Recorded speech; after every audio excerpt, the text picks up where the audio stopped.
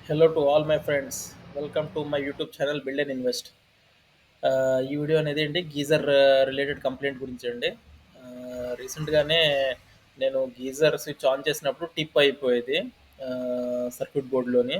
So problem ఏంటో అని చెప్పి నేను చెక్ చేయించానండి. చెక్ చేపిస్తే దీంట్లోని ఫిల్మెంట్ ప్రాబ్లం అండి. లోపల హీటింగ్ ఎలిమెంట్ ఉంటుంది కదా, ఆ ఫిల్మెంట్ రిలేటెడ్ డ్యామేజ్ అయిపోయిందండి. ఆహ్, దీంట్లోని మనకి హీటింగ్ ఎలిమెంట్ ఏదైతే ఉంటదో అది కాపర్‌తో చేస్తారు. అది ఒక్కొక్కసారి ఏమవుతుందంటే డ్యూ టు మనకి వాటర్‌లోని ఆహ్, హ్మ్, ఆహ్, ఇది మీన్స్ హార్డ్‌నెస్ ఎక్కువుంటే గనక అది స్కేలింగ్ ఫార్మ్ అయిపోతూ ఉంటది.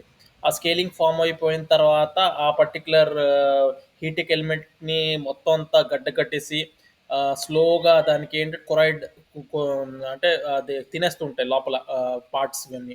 సో, ఏమైందంటే ఆల్మోస్ట్ నేను గీజర్ పెట్టి కూడా ఆల్మోస్ట్ నాకు 7 ఇయర్స్ అవుతుందండి. సో, ఫస్ట్ టైమ్ ఈ కంప్లెయింట్ వచ్చింది.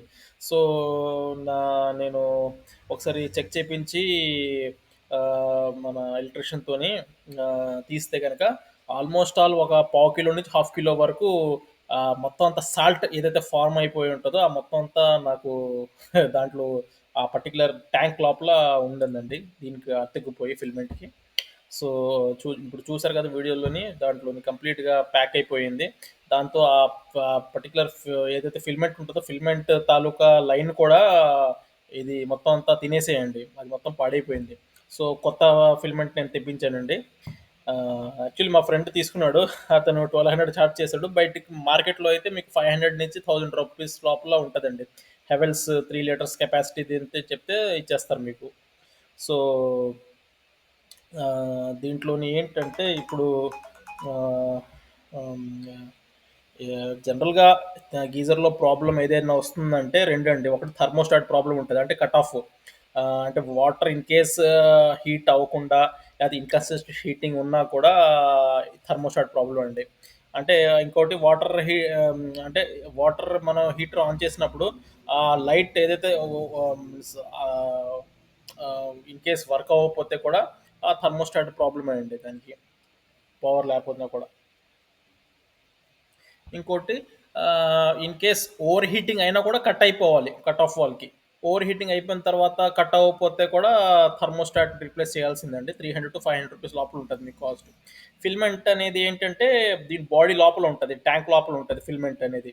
సో, ఇన్ కేస్ దాంట్లో ఏంటంటే ఇన్ కేస్ ఫిల్మెంట్ పాడైపోయిందంటే సిమ్టమ్ ఏంటంటే ఇదే సర్క్యూట్‌లో అంటే టిప్ అయిపోతుంది. సర్క్యూట్ బోర్డ్‌లో డైరెక్ట్‌గా టిప్ అయిపోతుంటది. అంటే లోడ్ వల్ల. అండ్ ఇన్ కేస్ స్మెల్ కూడా వస్తుంది. వాటర్‌లో స్మెల్ గాని, లేకపోతే బయట స్మెల్ గాని వస్తున్నా కూడా ఇది ఫిల్మెంట్ పోయినట్టు దానికి సింప్టమ్స్ అండి అది. దీంట్లోని ఈ పర్టిక్యులర్ ట్యాంక్‌లోని మొత్తం 3 ఉంటాయండి. అంటే inner tank, outer tank and thermostat దాని తర్వాత హీటింగ్ ఎలిమెంట్. ఇన్నర్ ట్యాంక్ అనేది స్టెయిన్‌లెస్ స్టీల్‌తో చేస్తారండి 304 గ్రేడ్. ఔటర్ ట్యాంక్ ఏదైతే ఉంటుందో షాక్ ప్రూఫ్ ఉంటది. ఏబీఎస్ మెటీరియల్‌తో చేపిస్తారండి దానికి. సో, సో ఓవరాల్‌గా ఇప్పుడు నేను చేసిన తర్వాత ఆహ్, ఆహ్, పెట్టారు. పెట్టిన తర్వాత ట్యాంక్ నుంచి వాటర్ కారుతుంది ఫిట్ అయిన తర్వాత. సో, మళ్ళీ ఏంటంటే ఆ సీలింగ్ ఉంటది. మన ట్యాంక్ లోపల ఒక చిన్న లేయర్‌గా ఉంటది. Rubber sealant. అది సరిగ్గా మరి ఫిక్స్ చేయకపోయినా కూడా అలాగా బయటకు వచ్చేస్తుంటది వాటర్. సో, మళ్ళీ అది అంటే మళ్ళీ మొత్తం అంతా సెట్ చేయలేదు కాబట్టి మళ్ళీ తీసి, మళ్ళీ అతను సెట్ చేసి మళ్ళీ బిగించారండి. సో, ప్రస్తుతానికైతే బానే వర్క్ అవుతుంది. సో, అంటే ఫిక్స్ చేసిన తర్వాత వాటర్ ఫ్లో కూడా చెక్ చేసుకుంటున్నారు. అంటే లోపల ఎక్కడైనా వాటర్ లాక్ అవ్వకుండా ఉండడానికి ఫస్ట్ మొత్తం అంతా ఫిల్ చేసిన తర్వాత మొత్తం వాటర్ వదిలేయాలండి కాసేపు. వదిలిన తర్వాత నార్మల్‌గా అప్పుడు మన ట్యాంక్ లోపల వాటర్ మొత్తం అంతా నిండి మామూలుగా వర్క్ అవుతాయి. లేకపోతే ఒక్కొక్కసారి అయితే ఏమవుతుందంటే హీట్ అయిపోయిన తర్వాత వాటర్ లాక్ వచ్చేస్తుంటది. ఆ కేస్‌లోని వాటర్ సరిగ్గా పడదండి దాంట్లో మన ట్యాప్ నుంచి.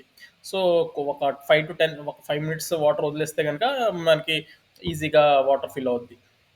సో, ఇదండి. ఇది ఓవరాల్‌గా నాకు 1200 చార్జ్ చేసాడు. సో, ఇన్ కేస్ మీరు ఫిల్మెంట్ బయట కొనుక్కుంటే మీకు 500-1000 లోపలే వచ్చేస్తది. So, thank you for watching this video. Good bye.